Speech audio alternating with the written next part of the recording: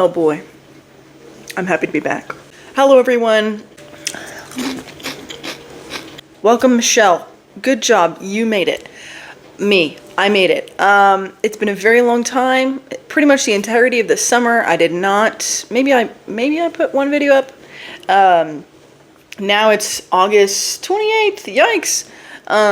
And time is, whew, it is going fast.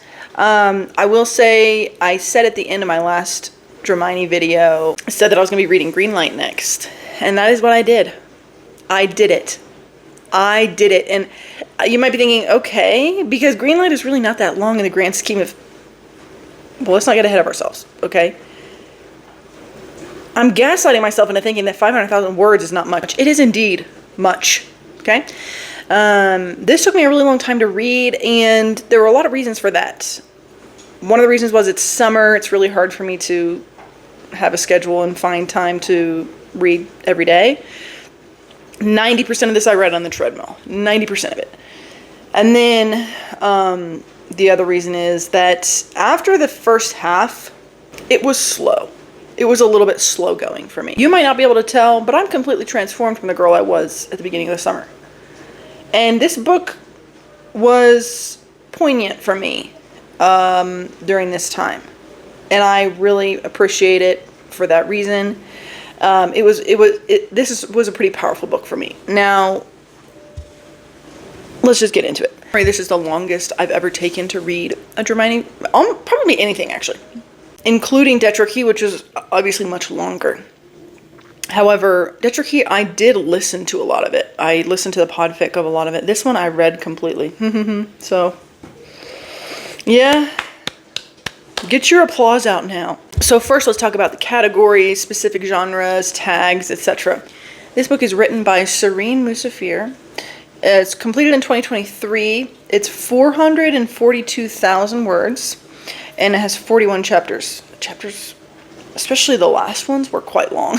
The redemption arc of this, it already happened. This is set...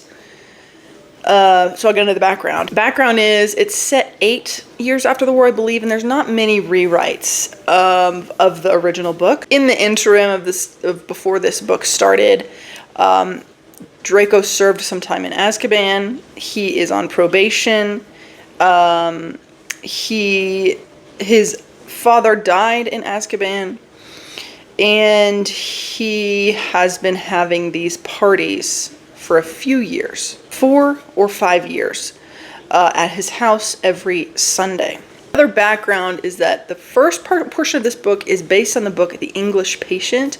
The second part of the book, there's more than 2 parts by the way, but the second part of the book is based on The Great Gatsby, which I had read in college, and I actually reread it during reading this book. One of the reasons why I did not want to read this book is because of it being inspired in some part by The Great Gatsby. I love that story. However, I didn't see how it would really work with DRAMIONE in a way that I would like, because there's not really any redeemable characters in The Great Gatsby beside maybe the narrator.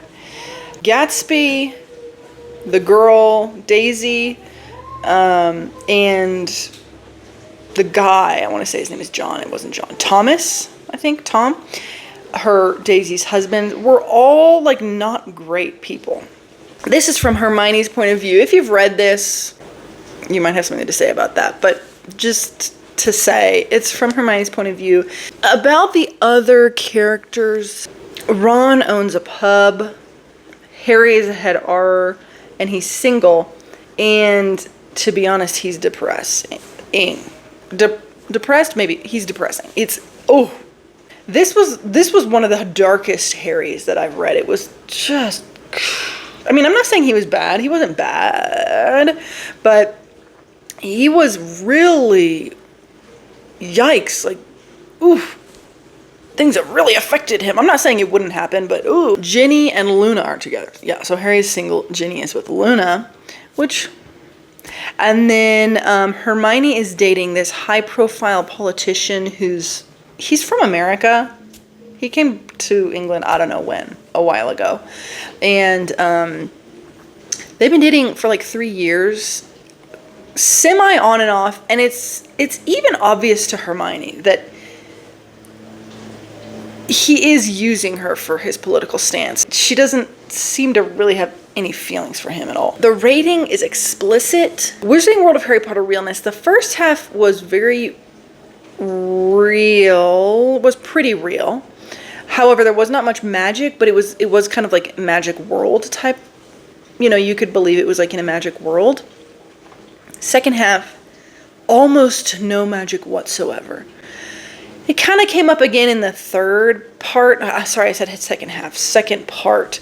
The third part, it seemed to kind of make a comeback a little bit. But this story was like, it was just like regular people pretty much. I mean, it was pretty much a regular story after the first part. Ron bashing. There's not any Ron bashing.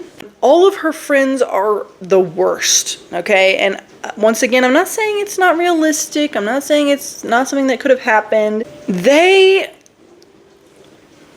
broke my heart. I mean, they broke her heart too, but and they also broke my heart. There were many aspects of this book that were just dark, like just sad, like the sad fact, the sad reality. That was one thing it just depicted so well, the just aftermath and the fallout of this horrible trauma that they endured. The realness, the book realness of the two main characters, I would put Draco extremely real. He was like my favorite. I actually think he was my favorite Draco. It's the perfect intersection between realistic and lovable. He seemed to be exactly what he would be from the books, but also exactly the type of Draco that I'm reading Dramione fanfictions for. Okay? Because, so for example, Manacled Draco, even Secrets and Masks Draco, those Dracos, like, they made sense. I could believe that Draco might become like one of those guys. But was he so lovable aside from loving Hermione? Was he so lovable? Ooh, was he so enjoyable to read about? I'm not so sure about that. This Draco was like, I'm in love with him. Actually, I love this guy. Hermione was also very realistic. However, she has been really changed by the war. I mean, they both have, but she's been very changed. She has pretty much unchecked anxiety is the only word that, like, to the point of mental break multiple times. On the verge or over the edge of the cliff of mental break mostly from panic, paranoia, anxiety. Oh, let me read some of the tags as well. I like to do that. There's no archive warnings. Post-war romance, angst and feels, canon divergent, post-Hogwarts, slow burn, mutual pining, POV Hermione Granger, post-traumatic stress disorder, anxiety, forced proximity, mental health issues, chronic illness, dubious consent. I wish they would have, okay. I've already talked about dubious consent. I don't really believe that dubious consent exists. I'd love for them to use the tag of non-consent, but not between their two main characters. Because there was that in this book. It was not dubious. It's really a disservice to call it dubious consent. We will talk more about that later. First chapter is 15 years after the Battle of Hogwarts. It's an interviewer goes to Draco, who's been missing for 8 years or something, and she is gonna write a like expose on him. And Hermione says this: there's been no word on Hermione Granger, and she moved to New York 8 years ago. She's been elusive since then. So it alluded to the fact that they were not together, or that she was dead or something. He is telling the story, so that's why I said it's Hermione's POV. It is literally Hermione's POV. I mean, it's not first person, but it's in her head, you know? The kind of frustrating part was that at the end, the author then was like, oh yeah, and remember guys, this is actually from Draco's point of view, because he's been telling this story this whole time. It's like, okay, Okay, well, no. I mean, okay. So then it jumps. So after that first, like, oh, the interviewer's like, tell me your story. And he starts talking. Then it jumps to 8 years previous. So 7 years after the Battle of Hogwarts, I believe. Hermione, just kind of like setting the scene. Hermione is like an outsider in her own friend group. She almost never hangs out with them. She's published multiple books. She works at the ministry. She's like fairly successful. She's kind of a workaholic. As I said, she's dating that guy. Ugh. He's exactly like Tom. He's very similar to Tom, and like he sucks so bad. A friend and work colleague of Hermione invites her on an expedition to find a cave of enlightenment based on folk tales and a journal from a lady from a long time ago, like it was from 1910 or something. She decides to go, and it turns out that the benefactor for the whole thing is Draco, but she doesn't find out until pretty much they're like already leaving. And last time she saw him was outside the Wisingamot after her testimony on his behalf. Which I guess he was like really angry to see her there and really angry that she was giving a testimony. So it was not a good interaction, or they didn't interact, but it was not a good seeing of each other. I did not know, and going into this, I'm not getting to spoilers yet, guys. I will tell you when the spoilers start, if you're interested in going to read this. I did not know how long, and as a reader, simply you just don't know how long the expedition was going to go on. What percentage of the book was this expedition going to be taking up? This is one qualm that I have with fan fiction, just in general, nothing against this author at all, but it's, you really don't know what you're getting into. You simply don't know. And had I known really what all was going on, I maybe wouldn't have read it, or maybe I wouldn't have finished it. The pacing was fine, totally fine. It read like 2 or 3 separate books. With one overarching story, sure, but the first part just stood apart from the rest of the book so starkly. And there were some things that were touched on and discovered about the first part in the very beginning of the second part. But other than that, it was almost like it was a completely different story. Now, them falling in love, all of that happened in the first part. So I will call this a slow burn because it was a slow burn. However, they are together for the majority of this book. The expedition is done, I forget the percentage now, but at like 40-something%. It was very long. I mean, that's almost 200,000 words, so it was quite long. It was definitely longer, long enough to be its own book. It was kind of jarring, the difference between part 1 and part 2 and 3. So I'm just going to put that out there. This adventure that they go on, it's about 40% of the book. And it reminded me very much of Parade of the Sun. There were some similar kind of, they're looking for something, they don't quite know what it is. A lot of people have been looking for it before them. They're kind of stuck in the wilderness or out there. They're in the desert in this one, but and there's not a lot of magic going on. Sometimes they're like in field, in a zone where they can't really use magic, and then other times they're just simply not using it very much. But it had a similar kind of feeling of that one. So if you like that, I think that you'll like this one as well. I highlighted a lot of the conversations that they had, but none of them are really would stand out by themselves. They have a lot of conversations, they have a lot of interactions, and the slow burn is exquisite. And I'll say this, on the first part of the book, and even into the second part, you've never heard me say this before. No notes. No notes. No notes. Not a single note. It was perfect. Are you shocked? I was shocked reading it. And I was enjoying every single second of it. Every single second. It was so well written. The dialogue was perfect. The characterization was perfect. Everything, okay. The first 20%, it was just a slow progression of them expressing their frustrations, their respect, their admiration for each other through a series of both amiable and inamiable conversations with each other. They have a journal that they're kind of following from this lady, Safia, who made this expedition, almost 100 years earlier. And she keeps referring to this cave of enlightenment. And she's from Russia. She's from Egypt, but she married a Russian royalty or something. But she went on this expedition, and this journal is pretty much all they are going off of to find this cave.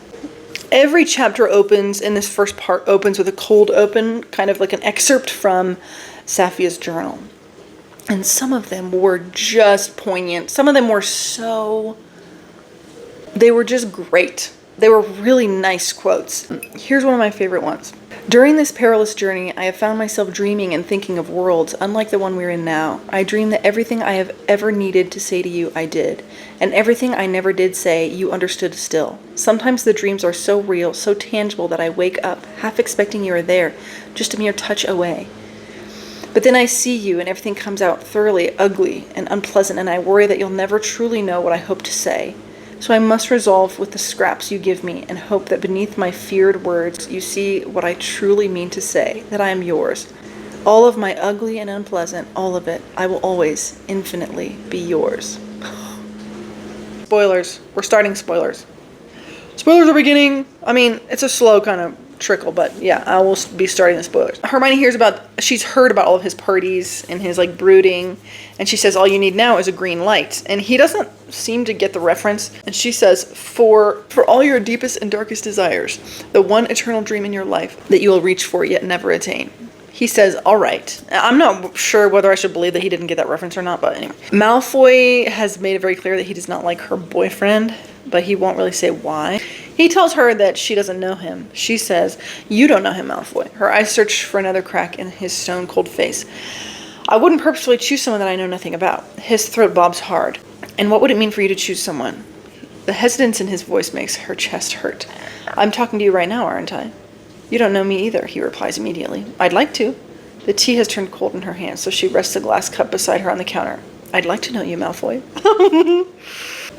And then they have kind of been talking about his mom and other things, and she realizes that he's occluding during a conversation that they have. And this is after they've seems like they're both aware that they potentially might have feelings for each other. Kind of that's how it is. Especially when it's when you're reading a book, you want to think that they don't know. But the fact is they do know. You do know when somebody is maybe you don't know, but you can really guess. If somebody's liking you, you can really guess, okay? She tells Draco about her parents one night. She gets drunk and she tells him. She says she's telling him so much because they're friends. Then he says this, we're not friends, Granger. Her heart drops. Oh. Malfoy leans closer, eyes fixed on her. He whispers as if he's about to tell her a secret, and she finds herself leaning in as well, wanting to be in on it. If we were to be anything, Granger, it wouldn't be friends. Here's what I wrote about the characters. Both of the characters are so perfectly shaped. They're realistic and believable. They're known and knowable, and they're grown up but recognizable. There's a lot of perils that they go through in the desert. Things happen. They end up getting separated from their group. Tension is there, and it's steadily growing. Grows in earnest, starting at about 33%. They also save each other's lives a few times. Of course, that helps. Near the end, they are alone. And around that time, near the end, I believe it's right before they're actually alone, they do kiss for the first time. It was cosmic. That's all I gotta say. It was simply cosmic. Before it gets too far, he says about this expedition, which she had overheard him saying that he didn't want her there after he found out that she was going to be there. He says, I saw your name on the list and I hoped you would come on the expedition. She stills, stops breathing. And now I wish you never did, because this, he says, waving a hand between them, this is worse than spending the rest of my life wondering what if.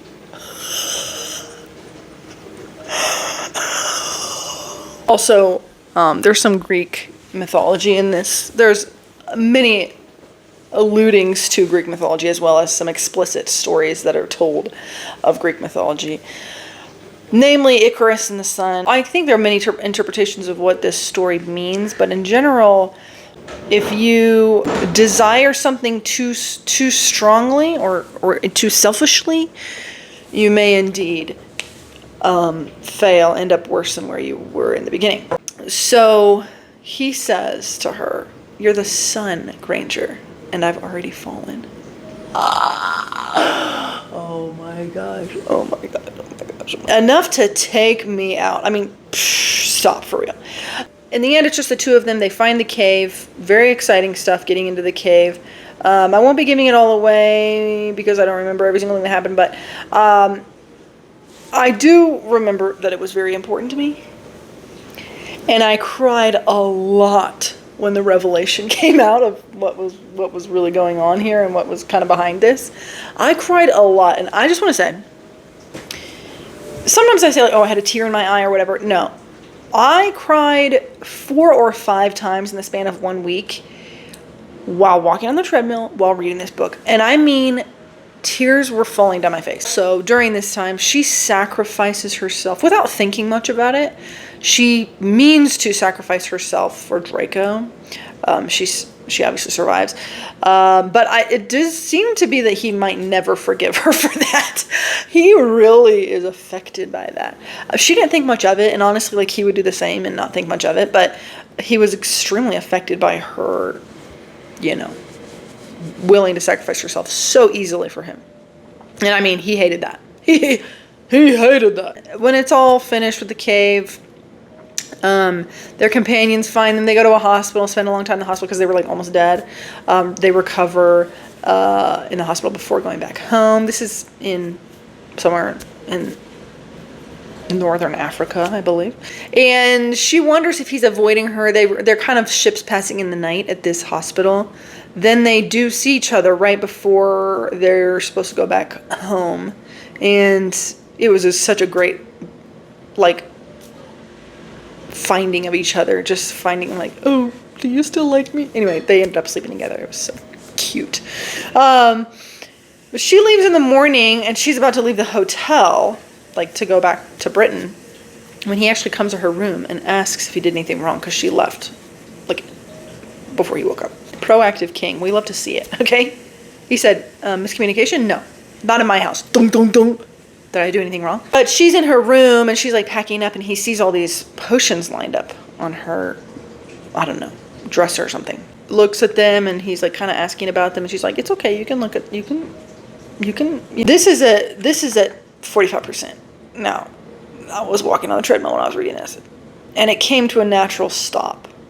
I've been walking for an entire hour reading this book. He's a smart guy, okay? He sees the potions she has lined up, comes to his own conclusion, and he says, "You're sick." I stood in shock.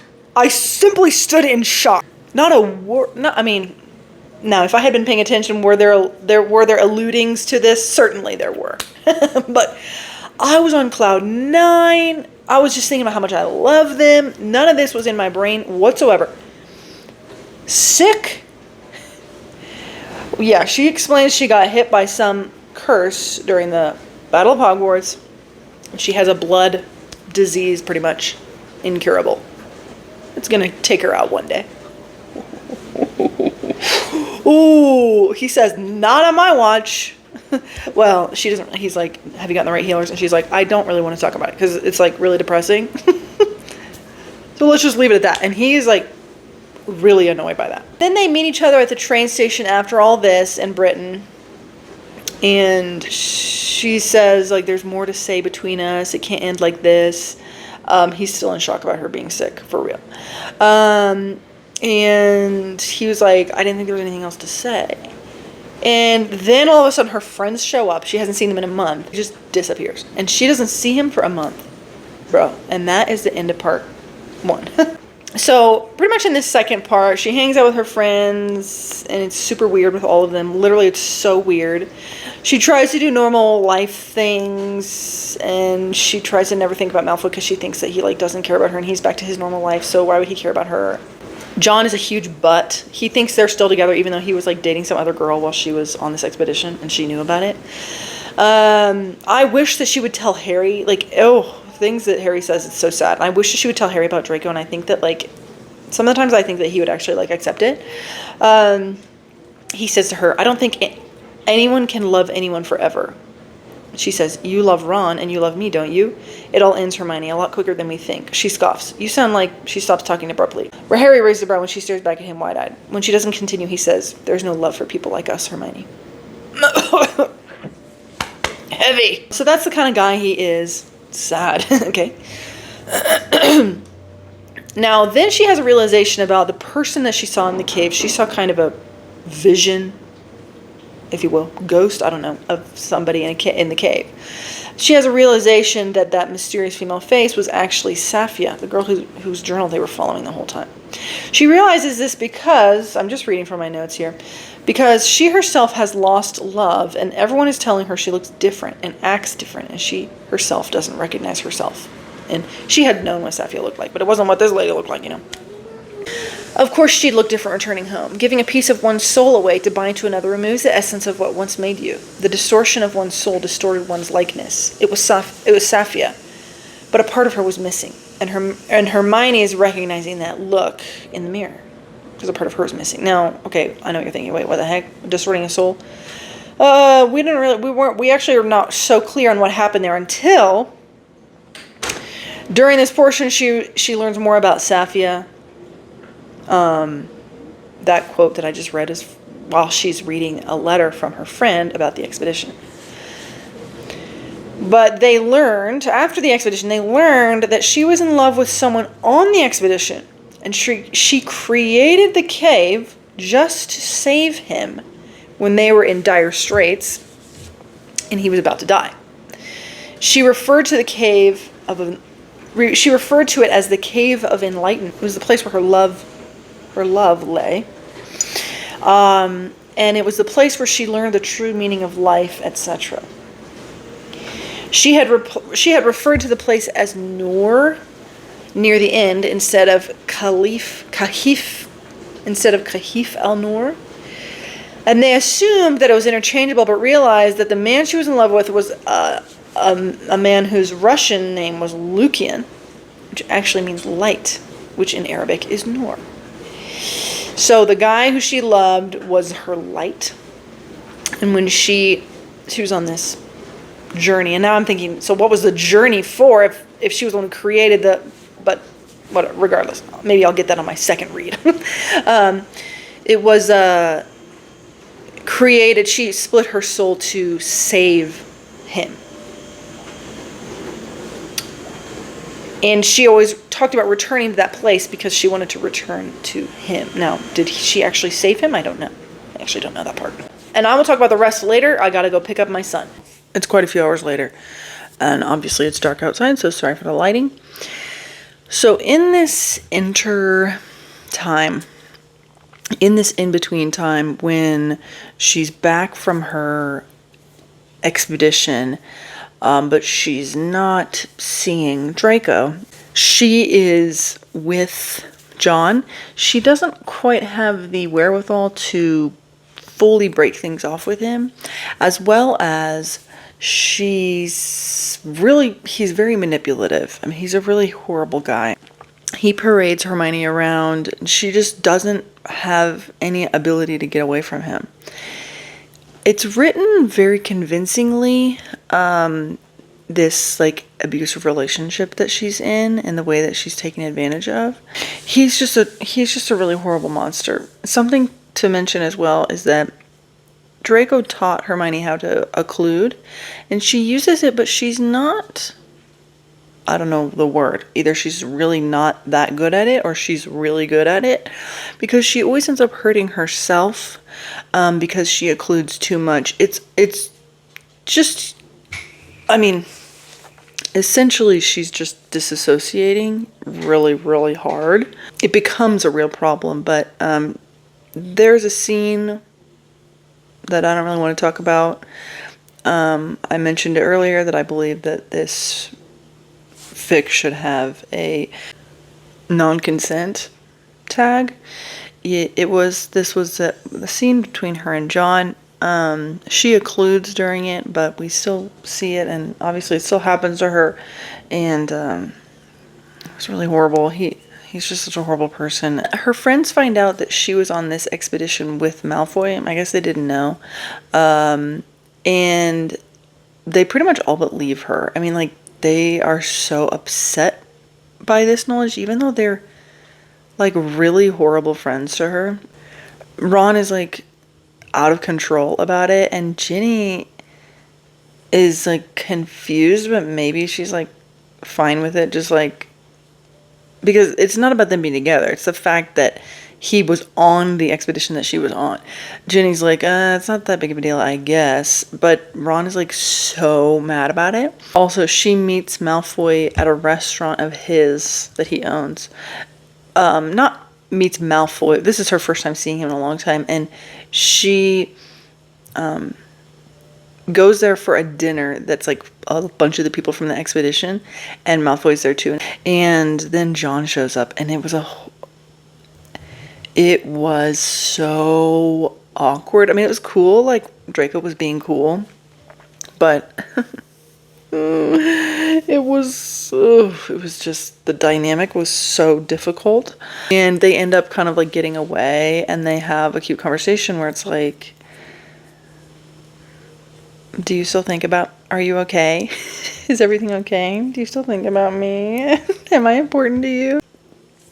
She says this: do you ever think about that night, about the whole month? Because I tried to forget it and I couldn't.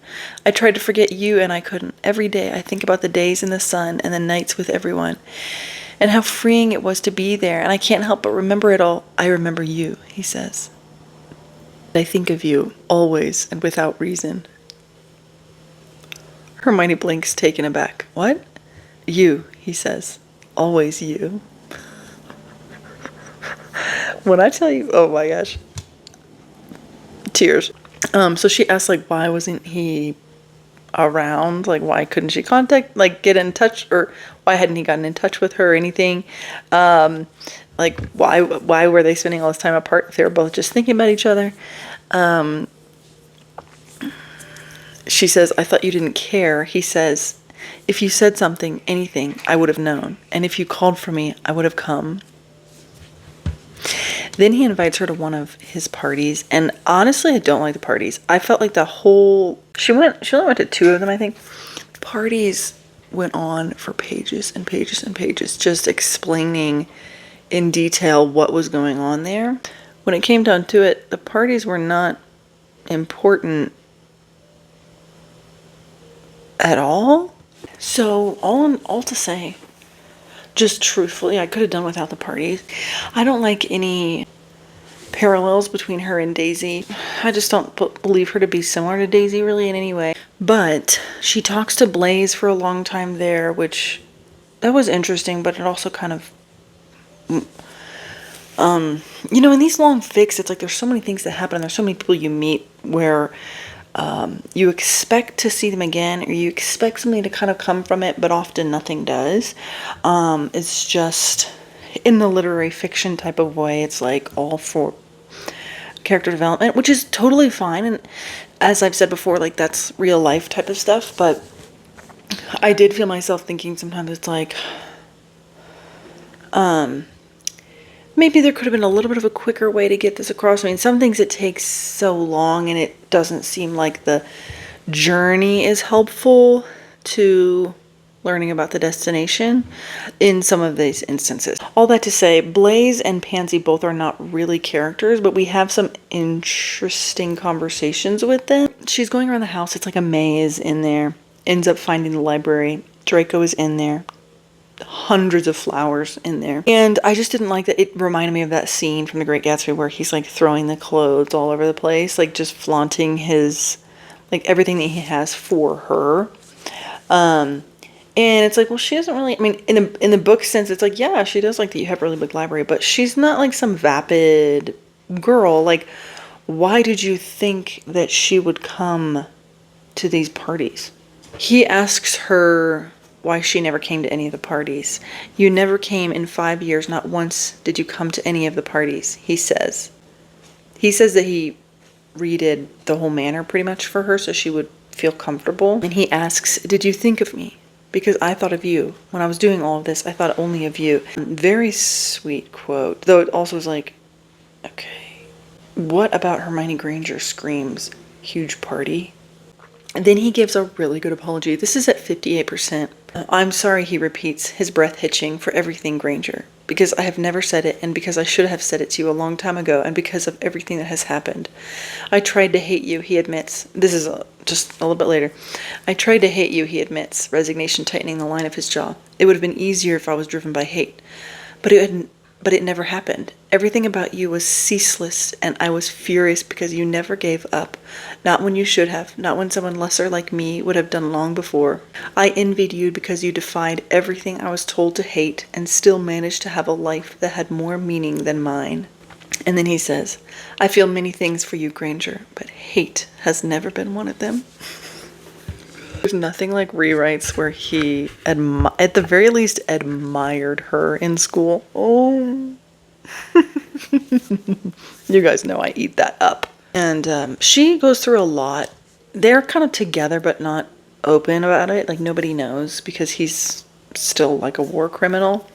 And her days are quite lonely and hard because she's loved by everyone, meaning, you know, the media and society really wants to control her and wants her to be a certain way, and it's like very crippling for her.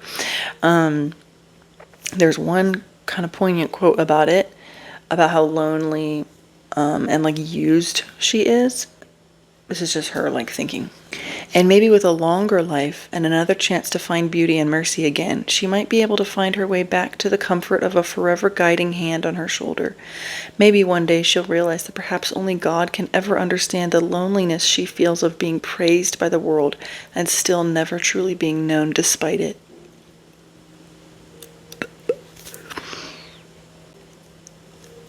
They take a short trip. It's a week or so trip to Greece.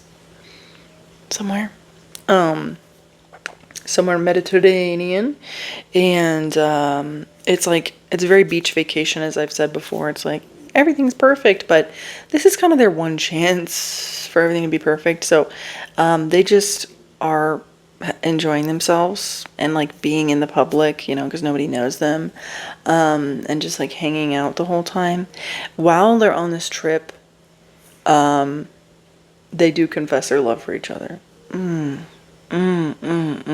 Then, hard thing is, Draco's gone out of the country doing who knows what, something for his business or his estates or who knows what, but there is a anniversary, 8-year anniversary or something of the war, where they do this like crazy, like, media, I don't know what, for a week. It's like a festival almost. It's like a convention, and she and Harry and Ron are like at the forefront of it, and she's expected to be like, you know, a golden girl. But she has like horrible panic attacks. The whole thing sucks. Everyone is obsessed with like being in her personal business. It's very, I mean, she's very close to mental break during this time. Finally, on like day 5 or 6, Draco comes and saves her. He takes her away. And she is paranoid, extremely paranoid. Thinks that somebody's in her house all the time. It's always hearing like camera clicks. And as this section went on, I did feel just a slight feeling of it's getting a little bit less believable.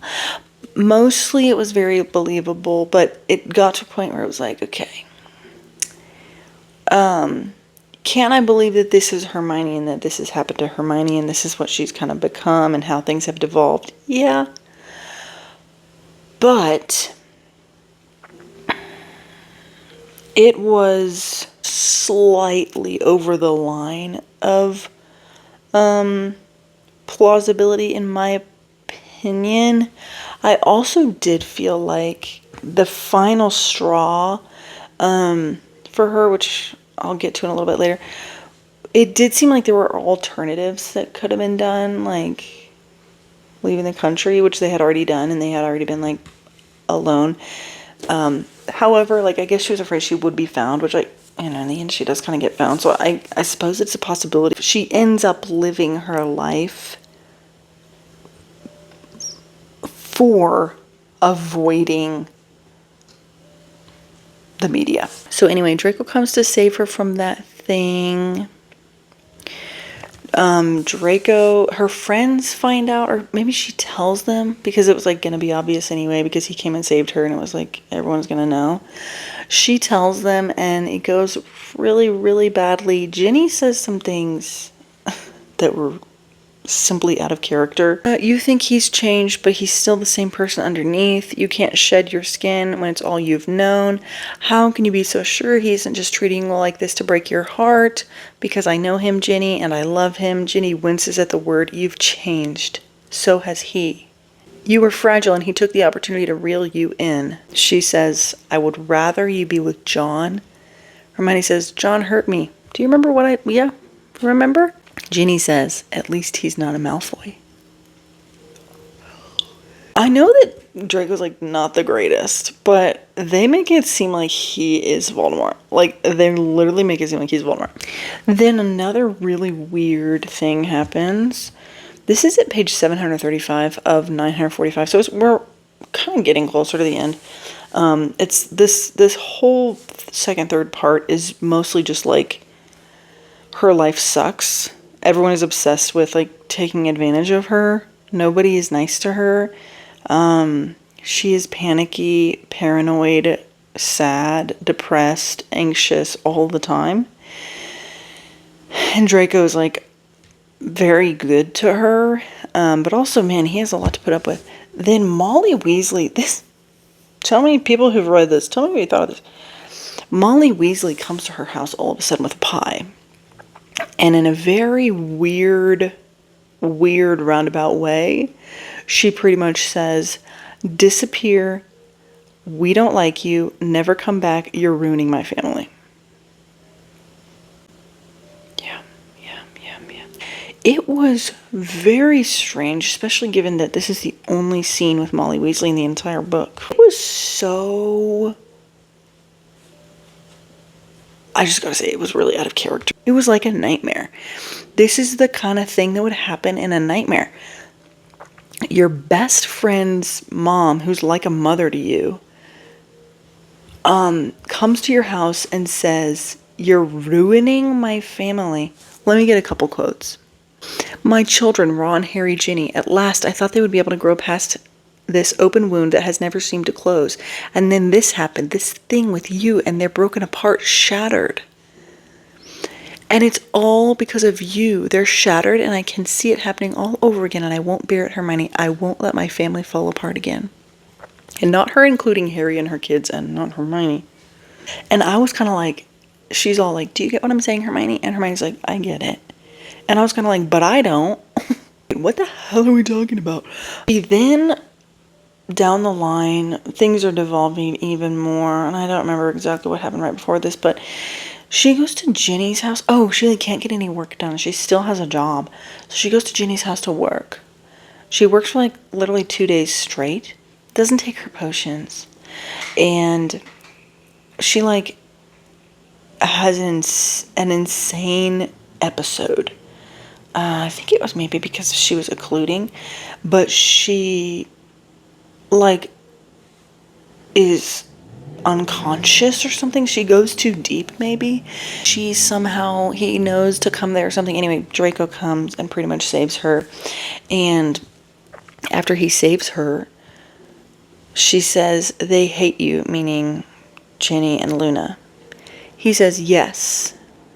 Hermione closed her eyes, but they hate me more. And there's nothing that can be said to that. Bro, why do you keep these people around? First of all, they said get Molly said, get away. Then later she goes to Jenny's house and is like, I need to work here. And then she's like, dang, they hate me. Okay. She says she does meet with her friends soon after this, page 759. And pretty much she says, like, I would never do this to you. Like, you guys have been horrible friends to me. And they don't have much to say to that. But then she says, I'm done. I'm done. And she gets up. Now, a little bit later, Harry comes to the apartment. And he says something pretty meaningful. But it was like, was it meaningful enough? Was it good enough? He essentially says to Hermione, do you remember wearing the locket? And she said, yeah. And he said, what did the locket say to you? She said, it said I would be alone forever, that I deserve to die because I failed as a daughter and I would fail as a friend too. But then Harry says, but you stayed. Juxtapositioning her against Ron, of course, who the locket said horrible things to him too, but he left. And so pretty much Harry is saying, like, you're right. You wouldn't do this to us. You didn't do this to me. You stayed even though you were like being tortured and you knew what was happening. You still stayed. And pretty much he says, I'm going to help you. And then Harry says, I understand you, Malfoy. I would have done it for my mother too. This is not explained or talked about or gone into, and Harry doesn't like become a bigger character, and they don't get close or anything. But what I interpreted this to mean, tell me your interpretations, but what I interpreted this to mean was everything that Draco did was because he loved his mother and he didn't want her to be killed. Becoming a Death Eater, trying to kill Dumbledore, all of those things, whatever else he did apparently, I don't know. He did because he loved his mother. And Harry says, I would have done it too. And I'm thinking, okay, so be nicer to him. Anyway, don't like become, nothing happens, but Harry does help Hermione a lot with this, with the process of things that come up. And they're not on friendly terms or anything, but it's just he has a certain amount of respect for them. Oh, I should say right before this. Yeah, he raised his wand when Hermione was like being, I don't know, there's like cameras everywhere and and John was there and he like punched him in the face, and that didn't really matter much, but he raised his wand, and as a Citizen 9, which means like he's on probation, and he's a war criminal, he's not supposed to raise his wand ever to another wizard because he can't do any defensive spells. He can't, harm another person pretty much. And so they were insinuating that he had intent to kill. So he's going to go on trial even though he only has a month left of his probation. Oh. So that was, I think, why Harry came. And around this time, around page 800 or so, Hermione orchestrates... Well, she works really hard to get his sentence down. His trial is really long, but he does admit that he would have killed for her. Somehow that's in his favor. John is running for office. She's trying to get him down. The election is like in 2 days. Everything's so stressful. She's like barely making it. His sentence gets put down to 1 month in Azkaban, and she's distraught. Even though that is literally the best possible outcome for him. Long story short, John wins, and she lays low in one of her friend's house for a month. Then she moves to America, and she stays there for 8 months, and she works in a bookshop, and she is trying to dismantle things, and she does end up dismantling things. John's whole family kind of crumbles with the help of his mom, who was like in an abusive relationship, and Hermione kind of helped her out. And so that crumbles down. Some other things crumble down, and then she gets a letter from one of her friends from the expedition saying he's calling for you or something. He's called or something. She said, "Phew," she's outie. She goes to Draco. They see each other. The reunion is so sweet. It's just so sweet. And they just like love each other so much. He takes her away to her dream house, and she gets really sick. She becomes a teacher at a Muggle school right there. Everything is so happy, even though he's filled with rage all the time, and he has to like exercise a lot so that he doesn't go back to his old ways. It was kind of giving the end of Manacled in this situation, but she's dying, and he's trying to find a cure for her. They get married. This is after years, 6 years, just a little thing in their house, like literally just the two of them. So I don't know how legal that is, but then that night she dies. Okay. Ooh, boy, was that hard. Then it kind of skips to the interview with the interviewer that was from the first chapter, and he was pretty much like, yeah, that's Hermione's story. And she was like, dang. Well, then she leaves and she looks back and she sees Hermione in the back garden. And she's like, is this a ghost? But then she sees them like holding hands, Draco and her. And she's like, then she opens up this envelope that they gave him, and there's the Malfoy Granger method or something it's called. She doesn't really understand it, but it's like some scientific thing, okay, concerning blood. And I think it's pretty much up to her, like what is going to be what is going to be shared or not. But she decides to not look back to like confirm that it was Hermione, and she just continues walking on. Now, what does it mean? Well, thankfully I went to Reddit. Sufficient Peak 6986 left a great comment on a thread 5 months ago that really helped me understand the ending. Okay, I'll read it to you. Okay, bear with me on this because I'm copying and pasting from a literal essay. This is so iconic. A literal essay I wrote about this beautiful piece of work of my own interpretation of chapter 40 of Greenlight. The fact that she is no longer Hermione Granger but Hermione Malfoy is deeply symbolic. It marks the end of one chapter and the beginning of another, a rebirth of sorts.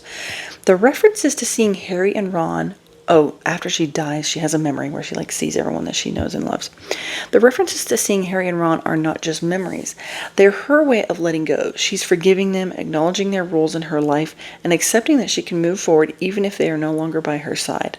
The same goes for her parents. This is her way of saying goodbye to relationships that have shaped her but no longer define her.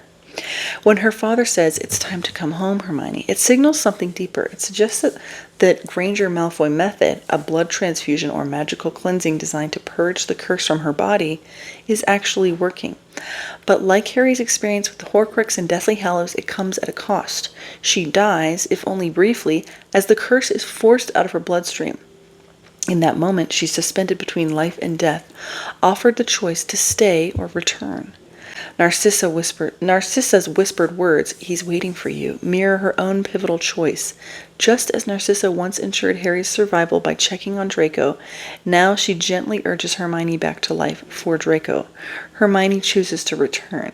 She opens her eyes and lets go of every relationship, every painful memory, every version of people she once knew and loved. This is her final goodbye to the past. When she wakes, she is no longer defined by what she lost. She is Hermione Malfoy. The darkness has lifted, and she is finally fully free.